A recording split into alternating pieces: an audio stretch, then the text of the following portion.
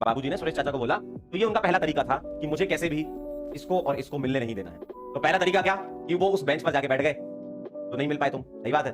दूसरा दूसरा तरीका देखो, दूसरा तरीका ये है,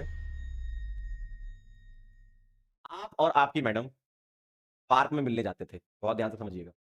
आप और आपकी मैडम, एक पार्क था, एक जगह थी, पार्क में एक बेंच हुआ करती थी, वहां पर आप मिलने जाते थे, बढ़िया आपकी मुलाकातें हुआ करती थी।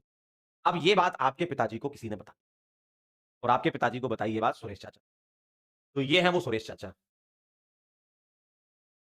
बड़े खतरनाक है ये। इनको कुछ काम नहीं है, बस घर में आग लगानी है।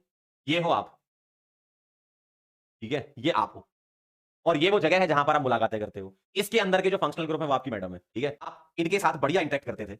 लेकिन एक बार सुरेश चाचा निकल रहे थे पार्क से, उन्होंने देखा, अच्छा बाबूजी का लड़का है ये कर रहा है यहाँ पे? बताते हैं बाबूजी को। तो ये सुरेश चाचा बाबूजी के पास गए, कह रहे हैं तुम्हारा लड़का पार्क में बैठ के एक लड़की के साथ बातें करता है। अब जरा ध्यान दीजिएगा। तो अब गुस्सा आया बाबूजी को। बाबूजी ने बोला, आप जाओ। बाबूजी ने बोला, आप जाओ।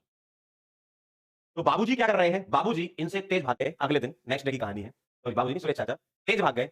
ये यहीं बैठा रहा, मतलब घर पे ही था, ये पहले पहुंच गया इससे। और इसने क्या करा, जिस सीट पर आपकी मैडम बैठी थी वहीं आके ऐसे बैठ गए। अब मैडम तो इंतजार कर रही थी किसका? आपका। अब वहां आ गए कौन? सुरेश चाचा। देखो, अब वहां कौन आ गए? सुरेश चाचा। आप बस देखते रह गए, सुरेश चाचा वहां बैठे, आपने देखा अरे सुरेश चाचा बैठे हैं, अरे यार ये पापा को बता देंगे। और ये सुरेश चाचा से तो बहुत डरते ही थे, यार बहुत बेकार आदमी है। बैठे रह गए, इनने क्या करा, वो सीट पर बैठ गए। तो क्या कर दिया, आपके इंटरेक्शन को रोक दिया। तो इन लोगों से आपको जिंदगी में बच के रहना है, कि ये बहुत ही खतरनाक ड्रग होते हैं। ये पहला तरीका है। बाबूजी ने सुरेश चाचा को बोला, तो ये उनका पहला तरीका था कि मुझे कैसे भी इसको और इसको मिलने नहीं देना है।